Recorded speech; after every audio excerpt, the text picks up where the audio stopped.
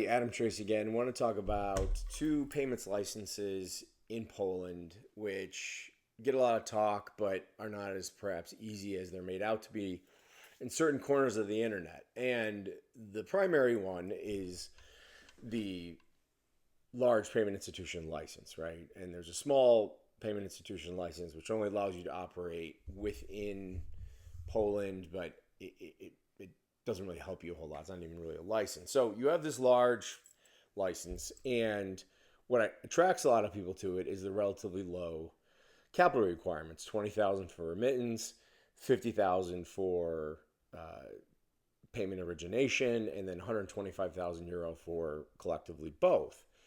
And like that's fine and good.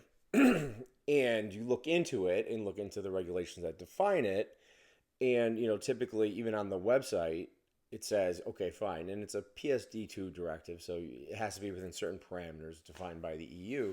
But it'll say like 3 to 6 months. And, you look at the checklist of documents that you have to provide, and it's the usual suspects: business plan, heavy KYC, AML, the whole 9 yards, right? Which is no big deal.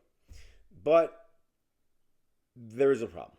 Number one, Poland does a deeper dive into your bona fides, if you will, to run a payment institution. So for someone to jump in and not really have viable experience running a payment institution of some kind, you may run into some degree of issue. The second one, Polish and fluency in Polish, even though the expectation is you're going to be doing the majority of your business outside of Poland, is a requirement. Like the lack of ability to be fluent, not just, hey, I took it in college, right, is significant.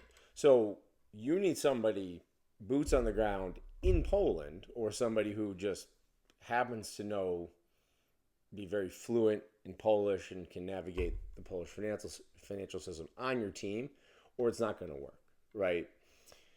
And lastly, there's a huge emphasis on data security and the like, and that you find that everywhere, right? And there's not a specific, like audit test or anything like that where you see like in gaming, like with probity audits, but there's a heavy emphasis, and the regulators tend to know their business pretty well in terms of data security and how you're going to run that. So those are the three kind of like main hurdles that you see, which compared to a lot of other European payments licenses, you don't necessarily see. And the same goes for the electronic money license, which has the same process, the same deal. The only difference is, right, as an EMI, because it basically allows you to do everything, is that your capital requirement is 350,000 euro, right?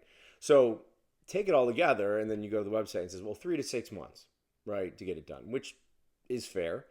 But what they're not accounting for is the regulatory review in between, right? So you submit the application, it goes to the regulators looking at it, and then they come back, as they do, with like an email with questions and so on and so forth. Well, they're not accounting for that time.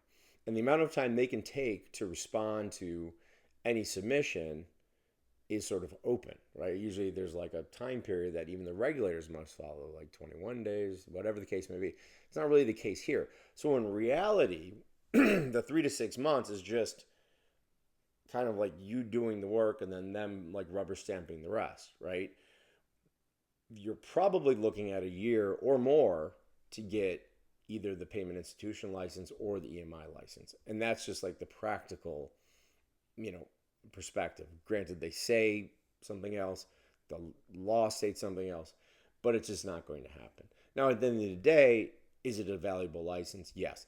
Is it cheap? Absolutely, right? Very low capital requirements, and it passports throughout the EU. You'll have ample access to banking, whatever, but you have these implicit costs.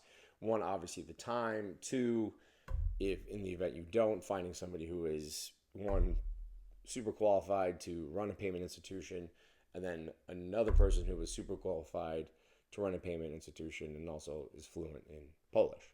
So there is a pro to it, right? I would typically say it may not be the place you start, but it's definitely easier than like a Germany, right? And it gives you the same wherewithal.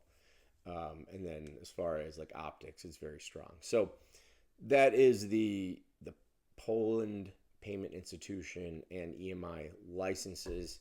Obviously, as always, you know where to find me, adamtracy.io. Happy to chat, complain, whatever the case may be. Talk to me, and we'll figure something out. Cheers.